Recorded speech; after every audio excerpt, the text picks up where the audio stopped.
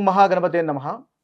December మాసంలో ఉన్నటువంటి ద్వాదశ రాశుల వారి ఫలితాలు ఏ విధంగా ఉన్నాయో చూద్దాము.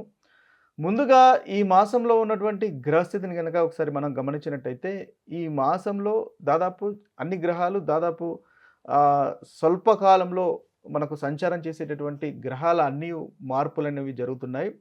మనం చూసుకున్నట్టయితే శుక్రుడు మారుతున్నాడు, రవి మారుతున్నాడు, కుజుడు మారుతున్నాడు, అదేవిధంగా మనకి బుధుడు కూడా మారుతున్నాడు. ఇక గురువు కూడా ముఖ్యంగా ఈ మాసంలో మన కర్కటక రాశి నుంచి మళ్ళీ మిథున రాశిలోకి కూడా సంచారం చేస్తున్నాడు. ఈ విధంగా మనకు చాలా గ్రహాల యొక్క మార్పులు అనేవి మనకు ఈ మాసంలో కనిపిస్తున్నాయి.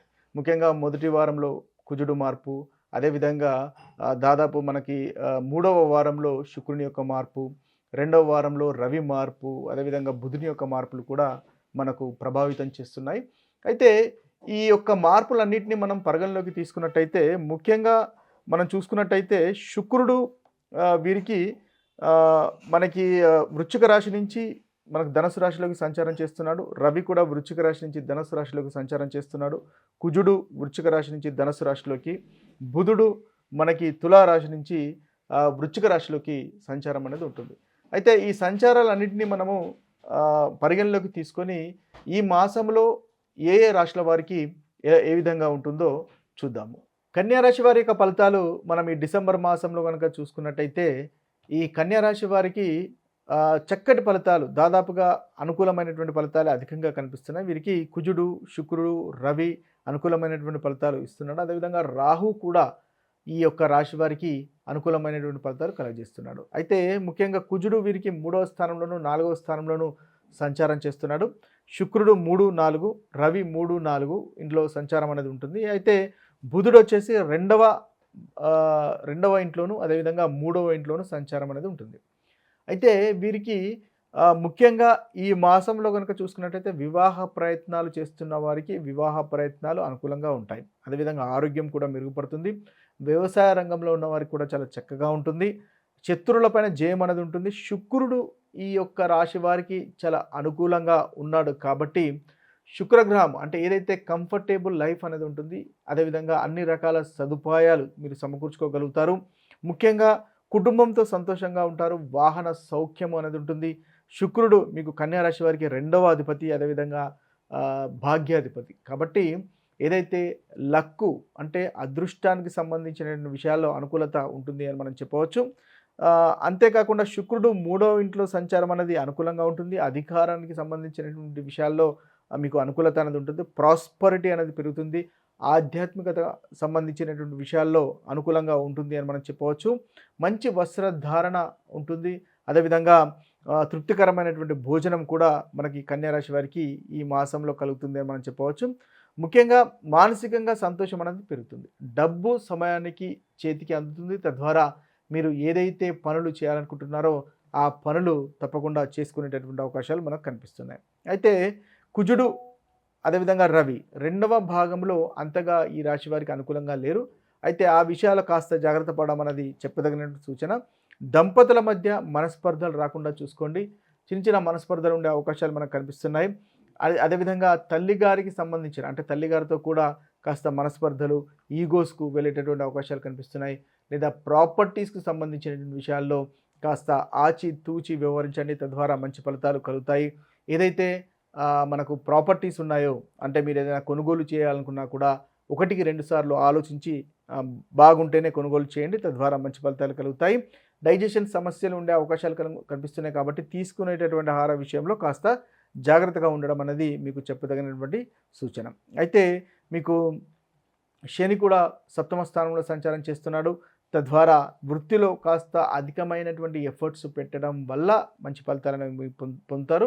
కాబట్టి కాస్త అధికమైనటువంటి ఫోకస్ పెట్టండి. తద్వారా సక్సెస్ అనేది తప్పకుండా మీకు కలిగేటటువంటి అవకాశాలు మనకు అధికంగా గోచరిస్తున్నాయి. అయితే ఈ విషయాల్లో కనుక మీరు జాగ్రత్త పడినట్టయితే ఓవరాల్గా మన కన్యా రాశి వారికి చాలా చక్కటి ఫలితాలే అధికంగా గోచరిస్తాయి. మనము పరిహారాలు ఈ మాసంలో గనక ఎలాంటి పరిహారాలు తీసుకుంటే ఈ ప్రతికూలమైనటువంటి ఫలితాలు తొలగిపోయి అనుకూలమైనటువంటి ఫలితాలు కలుగుతాయో చూసుకున్నట్టయితే, ముఖ్యంగా మనకు ద్వాదశ రాశుల వారిలో మేషరాశి, వృషభం, సింహరాశి, అదేవిధంగా వృశ్చిక రాశి, ధనస్సు రాశి, మకర రాశి.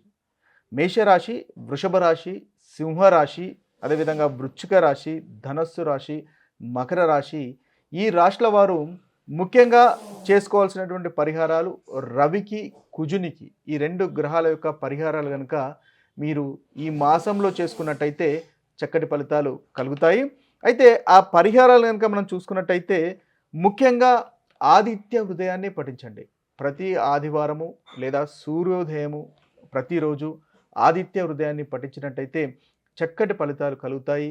ఈ మాసంలో రవి వల్ల కలుగుతున్నటువంటి ప్రతికూలమైనటువంటి ఫలితాలు తొలగిపోతాయి. ముఖ్యంగా వీరు ఏదైతే మనము రవికి సంబంధించినటువంటి మంత్రాన్ని కూడా చదువుకోవచ్చు.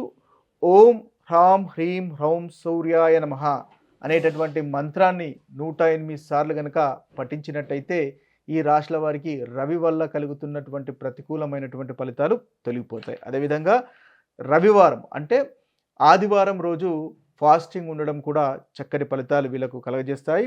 ముఖ్యంగా శివుణ్ణి కూడా మీరు పూజించడం వల్ల మంచి ఫలితాలు అనేవి ఈ రాశుల వారికి కలుగుతాయి. అదేవిధంగా రవితో పాటుగా మనం కుజుణ్ణి కూడా ఆరాధించినట్టయితే చక్కటి ఫలితాలు మనకి కలుగుతాయి. ముఖ్యంగా కుజునికి సంబంధించినటువంటి మంత్రాలు కనుక మనం చూసుకున్నట్టయితే ముఖ్యంగా కుజునికి సంబంధించినటువంటి మంత్రాలు కనుక మనం ఒకసారి చూసుకున్నట్టయితే ఓం క్రాం క్రీం క్రౌం కుజాయ నమః అనేటటువంటి మంత్రాన్ని 108 సార్లు కనుక పఠించినట్టయితే చక్కటి ఫలితాలు కలుగుతాయి.